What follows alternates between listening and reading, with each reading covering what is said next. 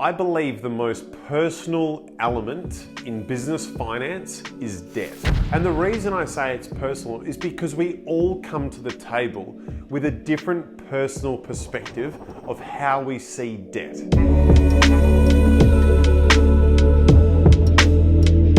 For example, there's businesses I've worked with over the journey where they wouldn't even finance a vehicle. If they couldn't afford it through cash flow, they wouldn't buy the vehicle. And then there's other businesses we've worked with over the journey where I don't know how the owners sleep at night with the amount of debt that they have in their business relative to the size of their assets and their operations. As someone who works with businesses, early on in our relationship or at the appropriate time, when debt comes up, I feel like it's appropriate that I disclose my personal position around debt. Because you can't have a fair conversation with somebody without sharing your personal opinion of how you feel about debt. For example, I would define myself as a 4 out of 10 in terms of how I would utilize debt. A 1 out of 10 is somebody who's like that example I gave before, where they wouldn't pay for anything with any sort of debt. They hate having debt to their name, even if it's for a vehicle or a car they're going to use every single day. They will pay for it out of cash flow. And then the 10 out of 10 is that person we mentioned a moment ago, where you ask yourself, how on earth do they sleep at night with that level of debt? For myself being a 4, I would articulate that as I have finance on my vehicle and I have a mortgage on my house, and I clear my credit card at the end of every single month. But the key point is with the car and with the house, I feel like it's a comfortable and affordable investment relative to my assets, my earnings, and my general risk appetite. So unfortunately, I'm not driving around an Audi R8, not just yet, and nor am I living on a waterfront mansion with 5 stories and 5,000 square meters, but it's something that I'm comfortable and able to afford. So if something negative does happen in the world, I don't lose my car, I don't lose my house. That might be the most typical accounting answer you could ever expect.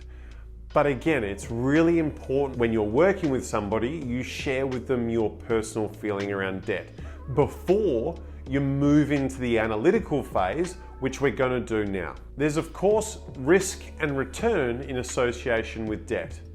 There's a good chance that the person who's 1 out of 10 from a debt perspective is not going to grow as aggressively as the person who's a 7 or 8 or a 9 out of 10 in terms of their debt utilization. But the thing is the person who's a 1 or 2 out of 10 is going to withstand just about any economic downturn versus the person at the other end of the spectrum, anything negative from an economic perspective, and they might be wiped out. Their highs are higher, but their lows are far lower. For the 1 and 2 out of 10, they can still reach the same highs. It will probably just take them longer. And when the lows happen, it's only a bump as opposed to a crash. This is why I believe debt is the most personal thing in business. Because I can't force somebody who's a 5 to become a 10, and I can't force someone who's a 10 to become a 1. But you have to make decisions in the most objective way possible. And this process that we're going to go through now, I hope is going to give you the tools that regardless of where you sit on that spectrum, you can make an informed decision as to whether a debt is a good thing to do or a bad thing to do. To take the personal element away from the debt is impossible. But as I said a moment ago, there's objective decisions and objective information you look at to make an informed decision as to whether you should progress with some form of investment or obligation that's going to need you to take on debt as a business. This isn't fundamentally changing who you are, but it's presenting information in such a way that you can go ahead with confidence that the decision you're making is the right one. It's important to remember though, debt or a lack of debt within a business might also be circumstantial. You could have a business that's very well managed, has very good margins, and generates enough cash flow that it doesn't really need any debt. It can fund its growth, and it's still aggressive growth, simply by using the cash that it has at its disposal. But does that mean that everyone who has debt is an idiot and isn't running a good business? Of course not. You can also have businesses that are equally well managed, have good profit margins, but because of the financial dynamics of the business model, it means that they need debt to survive, but it's how you utilize and harness that debt that is crucial. This framework is designed to provide you an objective framework that you can use when you're placed in a position of having to make a decision around whether to utilize debt or not. These are the questions we need to ask. Why do we need the debt? Is it a fixed or flexible debt? And do we have the discipline to use the debt for how it was intended? i.e., can we manage the debt? There's 5 areas of why I believe you need debt, and we're going to go through each of these in greater detail. But the 5 areas are what we refer to as operations, bad, operations, good, assets, personal, assets, necessary, evil, and assets, income producing. Firstly, operations, bad. As the name suggests, this is the worst area to have or to use debt in. We define this as when your business has to borrow money for a non-specific reason, but because there is not enough cash within your business to sustain its operation. As you'll see with the other 4 areas of debt, they are all used with a specific intent and a specific purpose. Whereas in this case, you're asking yourself, we're going to run out of funds, I need more funds, I have to get some form of debt or leverage to help me get through this situation. These are the action items you need to do if you're forced into a position of utilizing operational debt in what we're referring to as a bad way. The first area is understand how you got yourself in this position to begin with. This is going to take potentially some advice from your accountant, or if you've got an internal accountant or CFO or a virtual CFO or whoever it is, they need to provide you guidance as to how you got into this situation. The next step is, what are you going to do to get out of this situation? What is the plan you're going to put in place to turn your business around? We're not going to attempt to even address that question in this video, but you need to, again, with your advisors and within your management team, come up with a plan for how you're going to turn around this situation and what you're going to do. And the next element is, do you want to take on that risk? I've worked with businesses in the past where I've said to them in good conscience, I can't suggest you put any more debt into this business. And the reason for this is generally because I don't have faith in the management to be able to execute on the strategy to turn their business around. That might be because of market forces are too great, or because the management team is just not up to task in delivering the outcome that needs to be achieved. If you're asking them to put more money in, knowing this beforehand, it's derelict to actually ask people to do that. If you find yourself where you're dealing with a legacy of debt, which is a result of operations bad, that is something that we can live with. So long as you have a plan in place and your operations are in a position where you can repay that debt without having to utilize more, we're not going to punish you today for what's happened in the past. This is more looking forward and having a plan in place to get through this period.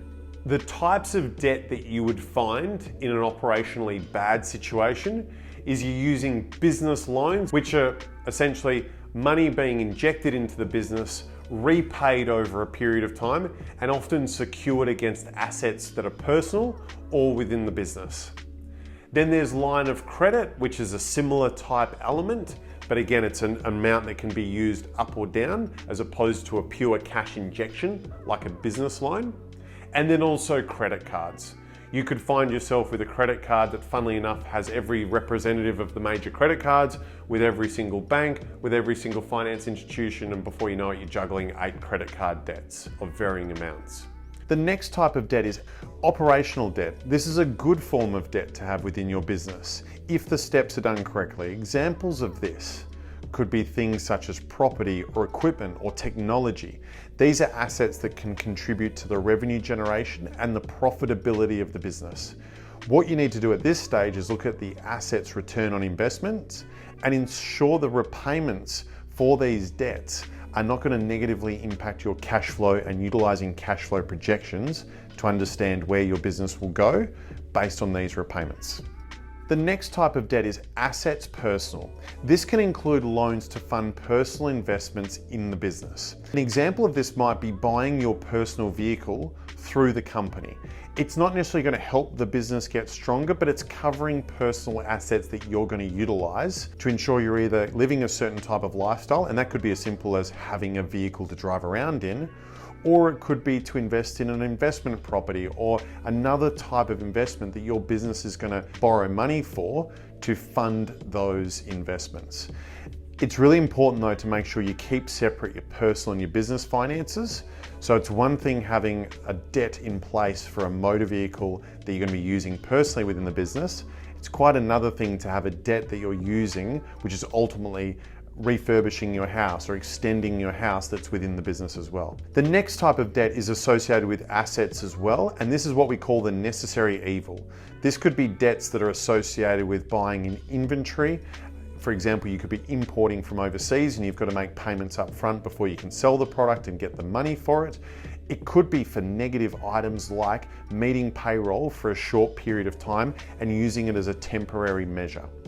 What you need to do in this case is create a repayment plan before taking on any of this debt. How can you build cash reserves to avoid reliance on this happening in the future? But if you can't avoid it, what do you need to do to make sure your reliance on this type of debt becomes minimalized? Another method of debt is to utilize it for assets that are income producing. In this situation, you're looking at acquiring assets or even stock that can significantly help profit margins. We looked before at operational debt when you're looking at property or equipment or technology. This is actually expansion or looking at other opportunities. So an example of expansion might be extra property, it might be extra equipment, it might be an enhancement on your existing equipment or existing processes and technologies. Or if you're looking at acquiring stock, you might go, hey, we're going to borrow some money to import this new line of products. What is the impact on borrowing money to either make those investments in assets or stock? When doing this, you need to do a thorough cost-benefit analysis, and you've also got to monitor your cash flow to make sure you can repay the debt, but at the same time without compromising your margins, for example, on a product where the cost of carrying the debt is actually greater than the benefit of the investment in the asset or the stock as well. The next area, is the debt fixed or flexible? This is a straightforward question. If it's a fixed debt, it's quite straightforward. It's a fixed amount that we pay most likely either weekly or monthly, and it's going to reduce that debt down until we've made all the repayments. This will mean we can easily factor these elements to our break even because the amounts are dependable and consistent. And even with a variable rate business loan, and if interest rates go up, when you're doing your projections, look at things like what would happen if interest rates went up 2, 3, 4%. How would that look in relation to the repayments we would have to make? A flexible debt is when how you use the debt and make repayments on it are, as the name suggests, flexible in nature. Those examples of a fixed loan we looked at before, you're either receiving money in one bulk sum and then making consistent repayments on that, or you're buying an asset for a fixed sum and making consistent repayments on it. If it's flexible in nature, it means that you might be able to use part of it and then pay it back, and then use another part of it and pay it back, or you can be a bit more discretionary in how you repay it. This is going to take more planning. So for example, a trade finance contract. You might have a facility for $1 million that you can utilize however you wish to pay your suppliers, but you have to pay them 90 days after you take out the money. So you can use that as much or as little as you wish. Thing is, you need to ensure you have a plan in place to cover those repayments when they fall due. The last ingredient is, do we have the discipline to use the debt for how it was intended? Which is asking ourselves, can we manage the debt? For our fixed debts that we spoke about a moment ago, this means that we include those repayments in our break even. If we invest in a $200,000 piece of machinery and we have to pay $8,000 per month for the next couple of years, to repay that loan, that $8,000 needs to be factored into our break even.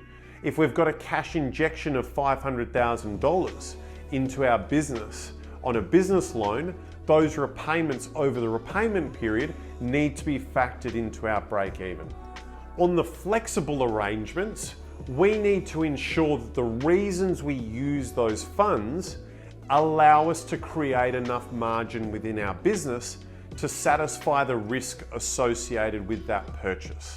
For our flexible debt options, such as a trade finance facility, whatever debt we utilize to purchase from suppliers, we have to ensure that whatever we're purchasing helps us create margin within our business.